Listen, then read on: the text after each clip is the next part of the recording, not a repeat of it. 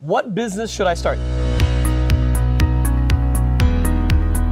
Josh, we get that question all the time.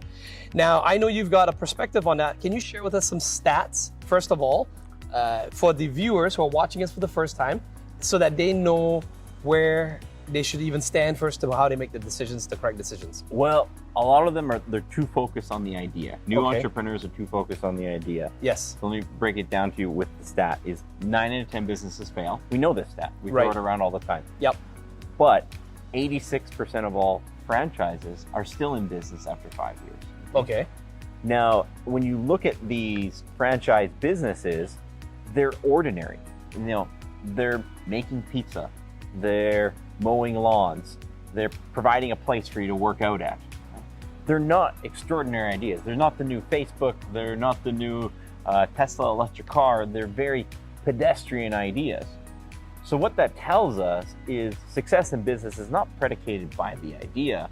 Success in business is predicated by your execution on that idea. Okay. People become millionaires every single day with basic ideas. Right. It's about your execution of the idea. So what you should do is find something that you're passionate about, Right. something that you enjoy, and then execute it better than everybody else on earth. Correct. In fact, I have your manuscript here from your book that you're about to release, and you put a long quote here from Gary Vaynerchuk. I'm not going to read the whole thing, but Gary says, if you really want to dominate the competition and make big bucks, you've got to be the best. Do that, be that, and no one will be able to touch you. With one exception, someone with less passion and talent and poorer content can totally beat you if they're willing to work longer and harder than you. And Josh, so that's kind of what you're saying as well too. I want to go back to the question that the answer you gave there. Should we start a franchise then, or it's not just about that? It's the high level thinking. It's not just about the franchise. It's something that works. It's proven to work. That's right. Is that what you're saying? It's the systems and strategies. When you compare these franchises together, Yes. whether they're making burgers or selling gym memberships, they're advertising it the same way.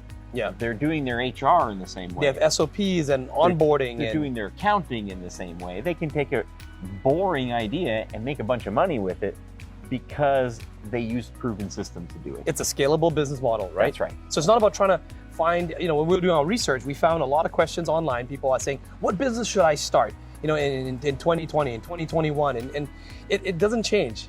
Doesn't change. I think everyone's looking for the silver bullet, right, It's Josh? And everyone wants to get the 6-minute abs, as you always say. That's right. The best business idea will fail with poor execution. Okay, A bad business idea might make you a millionaire with great execution. right. That's just how it is.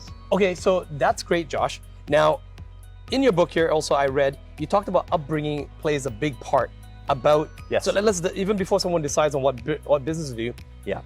how does your upbringing affect whether you're going to be a successful business owner or not? Well, our upbringing, in today's westernized culture, it's, we reward individuality and participation, and we're given the purple participation ribbons. Our crappy artwork was hung up on the fridge, when we Yes. brought it home from Oh, school. well done, try to boost the confidence, right? And the business world does not reward this. Okay. The business world does not reward the uniqueness of the idea. The business world rewards the execution on that idea, right? And so, we're taught from a very early age that, the participation and the uniqueness is okay when the business world is going to reward excellence. And even excellence in a simple idea, they will reward it very well. Right. Okay. Now, knowing that, then what, again, going back to the original question, what business should you start? Is there a place that someone can look?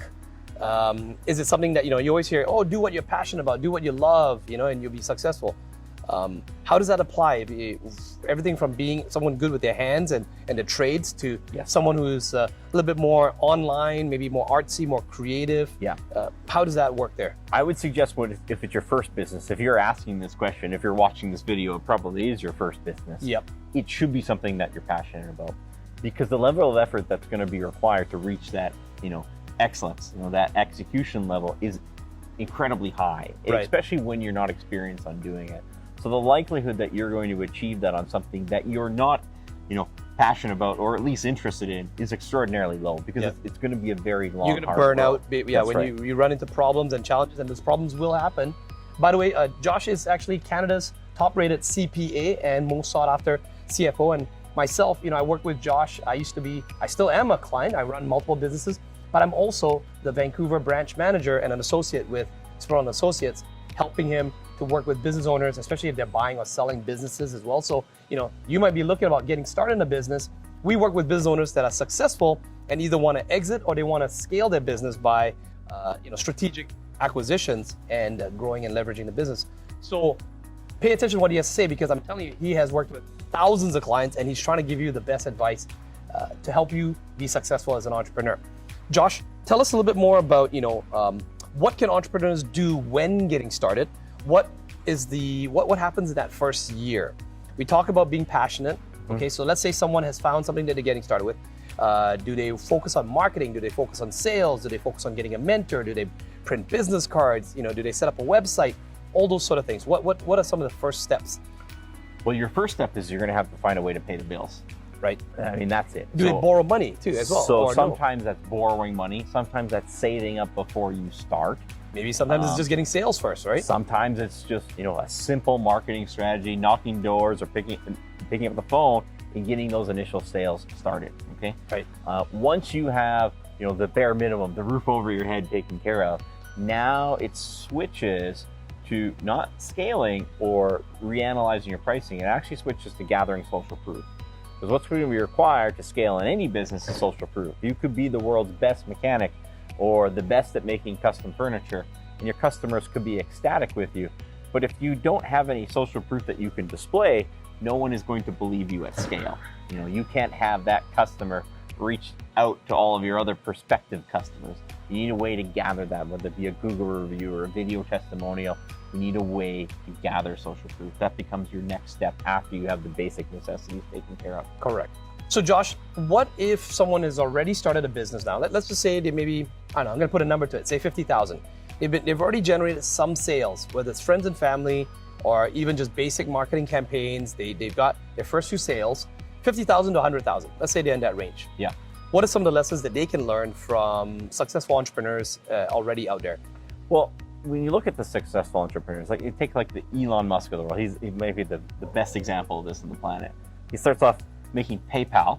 Yes. And then electric cars and rockets to Mars, right? Right. These businesses seemingly had very little to do with each other. They're very different industries, very different, yeah. He just learned the game of business at such an extraordinary level that it did not matter. You could put him in charge of the coffee street at the street corner. It would be the best coffee store in the city. It just would, right? They just learned the game of business and they executed at a high level. And so when these business owners that get going, they have those sales, they're going to have the same three common, pain points that every business has. It's customers, cash, and team. Right. And what they're going to want to do is come up, that deep-rooted, come up with that unique idea, that unique piece of artwork to put on the fridge. Correct. That's not what you should do at all. You Right. need to unlearn what you were taught about coming up with that unique idea, because there are so many problems in business and the standard of excellence is so high. Right. All you need to do is you need to come to the spiritual realization that you are not special. Right. And then once you do that, you become dangerous, because then all you need to do is, find successful business strategies and copy them in your business. Right. The same way Success leaves clues, as they say. success leaves clues. Yeah. You're selling custom furniture. You just look at the most successful plumber in your town. How did he market his business? That's how we're going to do it, right? Right. Even if it's a completely different industry. Completely different industry. Right. We're having problems with cash flow. Well, people who have good cash flow, what's their accounting practices? What's their schedule to actually look at their numbers? If When did they pay out? When did the accounts receivable? Exactly. When did they pay their staff, right? When did they collect from their... Yeah. All of it. We're having trouble recruiting people. What are the successful ads on Indeed look like? What are the other companies doing that are successfully recruiting people? How do they interview them? How do they onboard them once they're there? How do they train them once they're part of the team? All of these are very well documented. If you try to come up with a unique scenario for each one of these thousands of problems that you're going to have in your business, Right. Even if you could come up with that unique scenario, you solve one of the 1,000 problems that you have. You still have 999 problems that you still have to try to figure out. That are going to all drive you into bankruptcy. Right? Correct. Once you come to that realization that you're not special, you become dangerous to your competition. Yeah. Because then it's just about finding proven strategies and outworking your competition. and there's really not, nothing to stop you from there. Josh, we always get this all the time. We'll get business owners that come in, they'll be interviewing with us, and they'll say, no, but you don't understand. I'm not like those other businesses. Yeah. I'm different. Which in other words, we hear, I'm special. Yes. Right. And what Josh, I guess, is saying is, when you start to realize that we are not special, that we don't have anything. In fact, it's better not to be special. It's better to go proven stuff. That's when success comes by, right? So if someone has that mindset, Josh, what's your advice on that? What are some action steps as we, give them something that they can go implement? By the way, if you found this video helpful and you would like Josh to go into more explanations and we can make a follow-up episode to this, do let us know in the comments below. Hit the subscribe button, turn on the bell notification so you never miss out another episode. And we do have other videos over here. Just click that I button on the upper left there and watch some of the other videos in the series in which I'm actually interviewing Josh on his manuscript of his upcoming book, in which he reveals the 100 myths that he's learned over the years of being a CPA and a CFO for these business owners and an entrepreneur himself, right? A multi-millionaire himself. So Josh, what are the action steps for someone? If someone's in that mindset, oh, I'm special, what would you say as a takeaway for them, something they can do immediately? So, you have your 3 problems in business: customers, cash flow, and team. Okay. So you need to find 3 scalable, repeatable processes that you can do in each of those 3 areas. Cash flow, Customers, clients, cash flow, and team. Customers, cash flow, and team. Okay. Find a proven strategy in each one of them.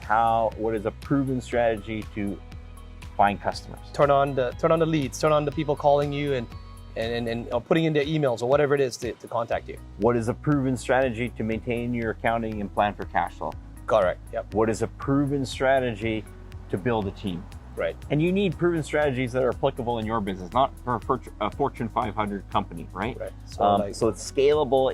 We can do a version of that in this small business with what we have on hand. Find that first, learn that, execute that, because it's about executing that. It's not about finding a unique idea that's going to make it easier.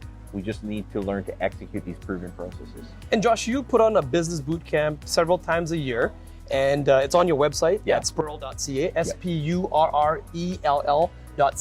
If you're interested in actually meeting Josh in person or surrounding yourself with other business owners who are actually running their business with employees and with payroll and with cash flow and with a proven way of scaling their lead gen, you may want to check out the Business Bootcamp. I know it fills up very quickly. It's very popular, Josh. People fly in from all around the country to come see your Business Bootcamp. Any final last notes, and then we were going to transition to the next episode. Yeah, I'd love to see people at the Business Bootcamp because it's all about proven, repeatable strategies that can be executed in any industry. With that, we will see you in the next episode.